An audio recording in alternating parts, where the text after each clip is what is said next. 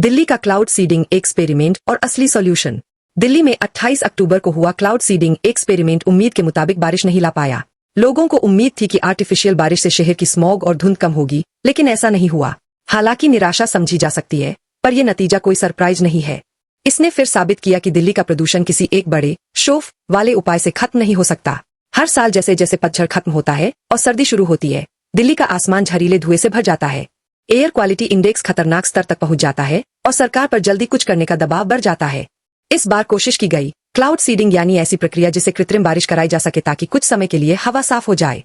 लेकिन सवाल ये है, क्या ये तरीका वाकई में दिल्ली की जड़ से जुड़ी प्रदूषण की समस्या को सुलझा सकता है? क्लाउड सीडिंग क्या है? क्लाउड सीडिंग एक मौसम बदलने की तकनीक, वेदर मॉडिफिकेशन टेक्निक है, जिसमें सिल्वर आयोडाइड या सोडियम क्लोराइड जैसे पदार्थ बादलों में छोड़े जाते हैं ताकि बारिश हो सके। इस तकनीक का इस्तेमाल चीन, अमेरिका और यूएई जैसे देशों में सूखे को कम करने या पानी बढ़ाने के लिए किया गया है। भारत में भी इसे महाराष्ट्र और कर्नाटक जैसे राज्यों में कभी कभी इस्तेमाल किया गया है।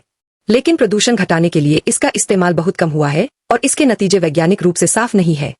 बारिश से थोड़े समय के लिए हवा साफ हो सकती है, लेकिन इसका असर बहुत कम समय तक रहता है, और वो भी तब जब सही बादल, नमी और हवा की स्थिति मौजूद हो। दुनिया भर के एक्सपेरिमेंट्स बताते हैं कि क्लाउड सीडिंग से सिर्फ लोकल और टेम्परेरी असर ही होता है। दिल्ली के प्रदूषण का साइंस सबको पता है। अब दिल्ली के प्रदूषण के पैटर्न कोई रहस्य नहीं है।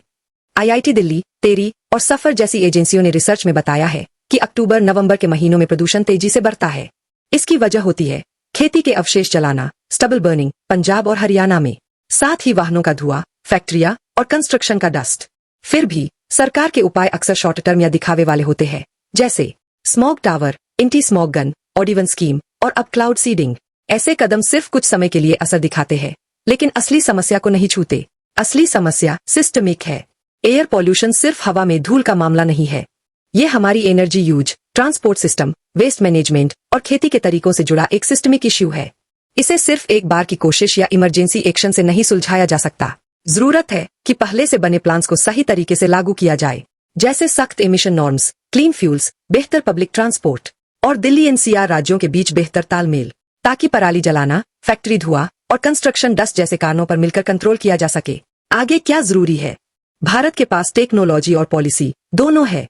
जो चाहिए वो है सही कोऑर्डिनेशन और लगातार action. CAQM, commission for air quality management जैसी संस्थाओं को मजबूत बनाना चाहिए ताकि फैसले डेटा और साइंस के आधार पर हों। साथ ही बेस्ड मॉनिटरिंग, सैटेलाइट डेटा और लो कॉस्ट एयर सेंसर का इस्तेमाल भी बढ़ाया जा सकता है। निष्कर्ष, दिल्ली की लड़ाई सिर्फ विज्ञान की नहीं, बल्कि सही गवर्नेंस और मिलजुल कर काम करने की है।